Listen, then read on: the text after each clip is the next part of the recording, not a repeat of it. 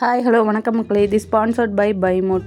இந்த வெப்சைட்டில் வீட்டுக்கு தேவையான கிராசரிஸ் அண்ட் வீட்டுக்கு தேவையான ப்ராடக்ட்ஸ் எல்லாமே கிடைக்கிது. நீங்கள் டிஸ்கிரிப்ஷனில் லிங்க் கொடுத்துருக்கேன், நீங்கள் சர்ச் பண்ணி பார்த்துக்கோங்க.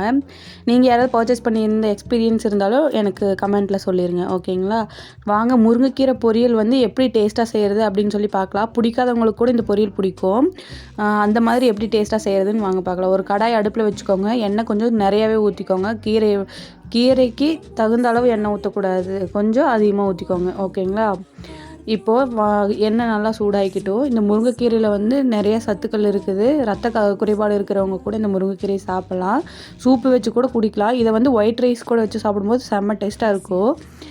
இந்த டேஸ்ட்டு எல்லாருக்குமே பிடிக்கும். ட்ரை பண்ணி பாருங்கள். எண்ணெய் நல்லா சூடாயிருச்சு. கொஞ்சமாக கடுகு சேர்த்துக்கிட்டேன். கடுகு நல்லா பொரிஞ்சு வரட்டும்.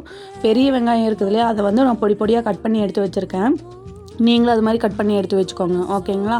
அதை கட் பண்ணி எடுத்து வச்சுக்கிட்டு என்ன பண்ணணுன்னா, கடுகு வெடித்ததுக்கப்புறமா இதுக்கு வந்து வெங்காயம் சேர்த்தணும். வெங்காயம் சேர்த்துனதுக்கப்புறமா கருவேப்பிலை வந்து இதுக்கு சேர்த்தக்கூடாது, ஓகேங்களா?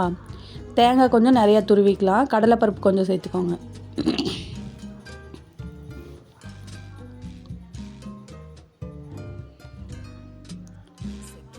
கடலைப்பருப்பு வந்து ரொம்ப கருகிறதுக்கு விட்டுறாதீங்க. கொஞ்சம் செவந்ததுக்கப்புறமா வெங்காயத்தை சேர்த்துக்கலாம்.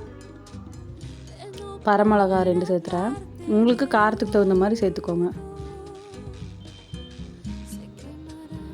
முருங்கைக்கீரை வந்து நீங்கள் கழுவுனாலும் இலையில தண்ணி ஒட்டாது. இது தாமரை இலை மாதிரி தான் இருக்கும். ஹைப்ரிட் இலை, நாட்டு இலை, அந்த மாதிரி நிறையா வெரைட்டிஸ் இருக்கும். எங்கள் வீட்டில் இருக்கிறது எங்கள் வீட்டு மரம். இது மருந்து எதுவுமே வைக்கிறது இல்லை. நாங்கள் இந்த மாதிரி செவக்க வறுக்கணும், ஓகேங்களா? அந்த இலையை வந்து நான் சுத்தம் பண்ணி எடுத்திருக்கேன், 1 கப் அளவுக்கு. இந்த பாருங்கள் எந்த மாதிரி இருக்குது இலைன்னு. எந்த ஒரு பூச்சியோ ஒரு இதுவோ இல்லாமல், ஓட்டை அந்த மாதிரிலாம் இருக்கும் இல்லையா, அந்த மாதிரி இல்லாமல் நீட் க்ளீன் பண்ணி எடுத்துக்கோங்க. குச்சி இல்லாமல் சேர்த்துனிங்கன்னா டேஸ்ட்டாக இருக்கும். இந்த மாதிரி போட்டுட்டு சிம்மில் வைக்கணும் அடுப்பை. அதாவது லோ ஃப்ளேமில் வச்சுட்டு நல்லா கலரி விடுங்க. கொஞ்சமாக அந்த கீரையெல்லாம் சுருங்கிடும். அதுக்கப்புறமா தண்ணி கொஞ்சம் சேர்த்துக்கலாம், ஓகேங்களா? எண்ணெயில் வணங்கும் போது கீரை ரொம்ப கம்மியான மாதிரி ஆயிரும். இப்போ ஃபுல்லாக இருக்க மாதிரி இருக்குது, பட் இருந்தாலும் கம்மியாயிரும், ஓகேங்களா? வீடியோக்கு லைக் பண்ணுங்கள், ஷேர் பண்ணுங்கள், சப்ஸ்கிரைப் பண்ணுங்கள். வீடியோக்கு சப்போர்ட் பண்ணிடுங்க. இந்த மாதிரி நல்லா ஃப்ரை பண்ணி விட்டுருங்க. ஃப்ரை பண்ண கீரை கம்மியாகுது பார்த்தீங்களா? அந்த மாதிரி கம்மியாயிரும். கீரை வந்து ரொம்பவும் வேக விட்டுறக்கூடாது, களி மாதிரி ஆயிரும். ரொம்ப வெந்துச்சுன்னா வந்து கீரையோட டேஸ்ட் மாறிடும். இந்த மாதிரி நல்லா ஃப்ரை பண்ணி விட்டுக்கலாம். கொஞ்சமாக கல்லுப்பு சேர்த்துக்கிறேன். கீரைக்கு தகுந்த அளவுக்கு நீங்களும் கல்லுப்பு சேர்த்துக்கோங்க. கொஞ்சமாக தண்ணி ஊற்றிருக்கிறேன். நெக்ஸ்ட்டு கீரையோட பக்குவம் பாருங்கள். இந்த மாதிரி கலர் வரும். ரொம்ப வேக விட்டுறக்கூடாது, ரொம்ப வேகாமையும் எடுத்துடக்கூடாது, ஜீரணம் ஆகாதுன்னு சொல்லுவாங்க. நீங்கள் இந்த மாதிரி அளவான பக்குவம் தெரியும் இல்லையா, அந்த மாதிரி வெந்ததுக்கப்புறமா நீங்கள் அடுப்பை ஆஃப் பண்ணிவிட்டு ஒரு முட்டை உடச்சி ஊற்றிக்கலாம். முட்டை ஊற்றி சாப்பிடும்போது முட்டைக்கு ரொம்ப நல்லது அப்படின்னு சொல்லுவாங்க எங்கள் ஊர் சைடு. முட்டை சேர்த்தாமல் நீங்கள் சைவமாக கூட செஞ்சுக்கலாம். கீரை வந்து முக்கால் வெந்ததுக்கப்புறமா முட்டையை உடச்சி ஊற்றி நல்லா ஃப்ரை பண்ணி விட்டுக்கோங்க. கடைசியாக தான் தேங்காய் போட்டு இறக்கணும். முட்டை நீங்கள் இதில் எவ்வளோ வேணாலும் போட்டுக்கலாம். இந்த மாதிரி நல்லா ஃப்ரை பண்ணி விட்டுருங்க.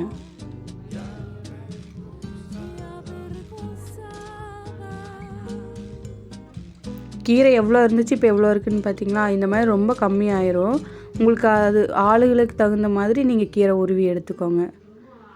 ஒரு சிலருக்கு அந்த முருங்கைக்கீரை க்ளீன் பண்ணுறதுக்கு சங்கடப்பட்டுட்டே செய்ய மாட்டீங்க. பட் இதில் சத்து நிறையா இருக்குது. சூப்பு வீடியோவும் நான் போடுறேன். இந்த மாதிரி நல்லா ஃப்ரை பண்ணி விட்டுக்கோங்க.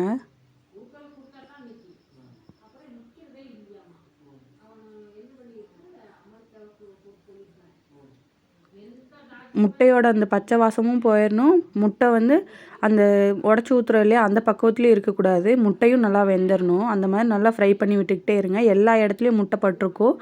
அதே மாதிரி நீங்கள் நல்லா கலக்கி விட்டுக்கோங்க, ஓகேங்களா? கடைசியாக தான் தேங்காய் சேர்த்தணும், முன்னாடியே தேங்காய் சேர்த்தக்கூடாது. தேங்காய் கொஞ்சம் நிறையாவே போட்டுக்கலாம். இதை வந்து ஒயிட் ரைஸ் கூட வச்சு சாப்பிட்லாம். சாப்பாட்டு கூட ஏதாவது குழம்பு வச்சு கூட நீங்கள் அதில் சைடில் எடுத்துக்கலாம் கீரை. இது வந்து ஒயிட் ரைஸ் கூட வச்சு சாப்பிடும்போது செம்ம டேஸ்ட்டாக இருக்கும். எனக்கு அந்த டேஸ்ட் ரொம்ப பிடிக்கும். உங்களுக்கு யாருக்கெல்லாம் ரொம்ப பிடிக்கும் அப்படின்னு சொல்லி கமெண்ட்டில் சொல்லிடுங்க. இந்த மாதிரி நல்லா ஃப்ரை பண்ணி விட்டுட்டே இருங்க.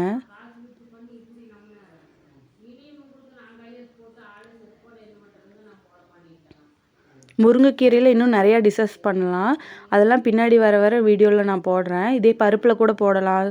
அதாவது துவரம் பருப்பு வைக்கிறீங்க இல்லையா, வெறும் பருப்பு செய்கிறோம் இல்லையா, அதை உப்பு பருப்புன்னு சொல்லுவாங்க, ஒரு சிலர் நெய் பருப்புன்னு சொல்லுவாங்க. இந்த மாதிரி செய்யும்போது முருங்கைக்கீரை சேர்த்துட்டிங்கன்னா அது கீரை பருப்பாயிரும். முருங்கைக்கீரை வந்து பருப்பில் சேர்த்து சாப்பிடும்போது அதுக்கு இன்னும் சத்து அதிகமாக இருக்கும். முருங்கைக்கீரை நீங்கள் தனியாக சாப்பிட்லாம். கீரை ரெடி ஆயிடுச்சு. தேங்க்யூ.